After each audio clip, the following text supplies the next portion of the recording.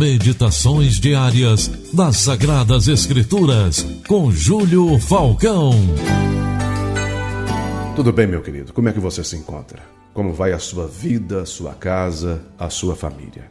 Eu tenho certeza que a boa mão de Deus está cuidando de tudo. Eu quero meditar hoje com você no Evangelho do Senhor Jesus, segundo escreveu Mateus, capítulo 14, versículo 17 e 18, que diz assim: Mas eles responderam: Não temos aqui senão 5 pães e 2 peixes. Então ele disse: Trazei-mos.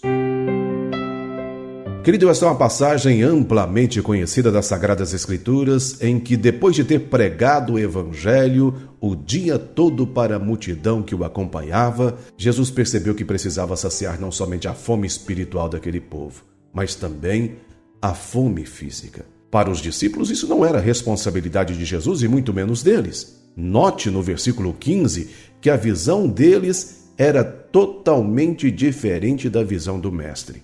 Ao cair da tarde, vieram os discípulos a Jesus e lhe disseram: O lugar é deserto e vai adiantada a hora. Despede, pois, as multidões para que, indo pelas aldeias, comprem para si o que comer. Querido, Jesus nos ensina nesta passagem 3 preciosas lições, e eu quero compartilhá-las com você. A primeira delas é que o papel da igreja, meu querido, não é só espiritual.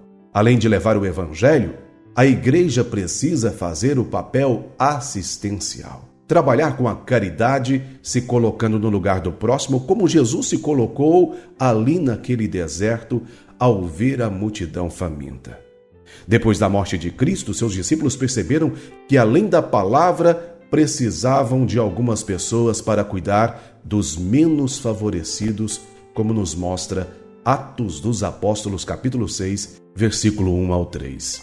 Ora, naqueles dias, multiplicando-se o número dos discípulos, houve murmuração dos helenitas contra os hebreus, porque as viúvas deles estavam sendo esquecidas na distribuição diária.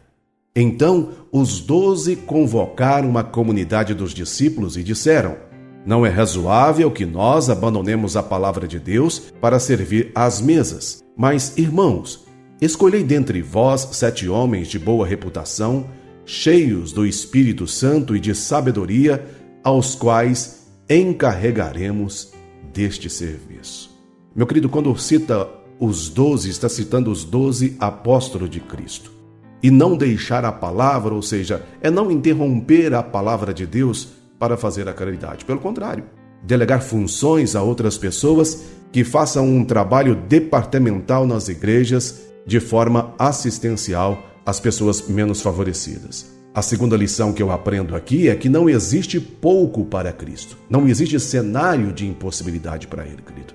Essa palavra não existe para Jesus. Quando o Mestre recusa a proposta dos discípulos de despedir a multidão para que por conta própria procurassem comida, ele pergunta o que tinha ali para alimentá-los e a resposta foi a mais humana possível, incrédula até. Mas eles responderam: Não temos aqui senão 5 pães e 2 peixes. Note que a resposta já começa de forma negativa dos discípulos. Quantas vezes nós mesmos já olhamos para uma situação e demos a mesma resposta? Quantas vezes ouvimos de um médico que não tinha mais saúde suficiente para sobreviver e Cristo nos revigorou ou revigorou aquelas pessoas que nós amamos e estávamos intercedendo?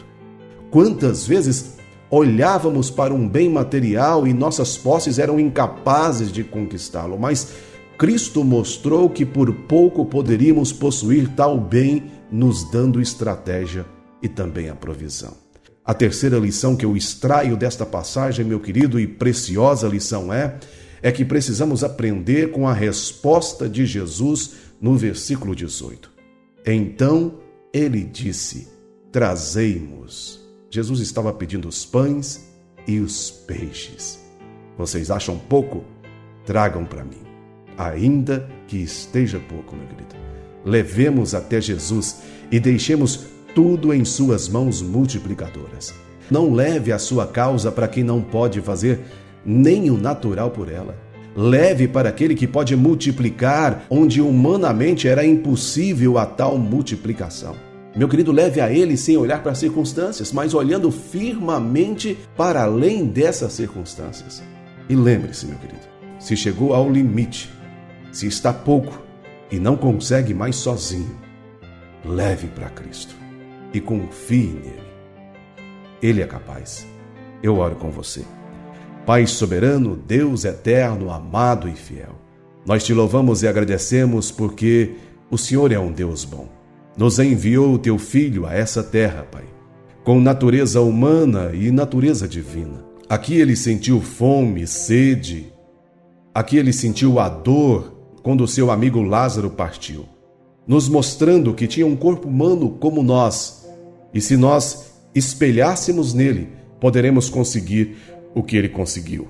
Nós oramos ao Senhor, Pai, porque muitos neste momento estão diante do pouco. Talvez o pouco seja a saúde, a paz no lar, a vida financeira, o emocional, a alegria que foi embora e deu lugar para a tristeza, a angústia e a depressão. Mas quando nós levamos as nossas causas até o Senhor, Pai, quando nós levamos o nosso pouco até o Senhor multiplica. Assim nós oramos, Pai, crendo na provisão do Senhor, no cumprir desta palavra em nossas vidas e no nome poderoso e precioso de Cristo Jesus. Querido, eu espero com esta palavra ter te ajudado.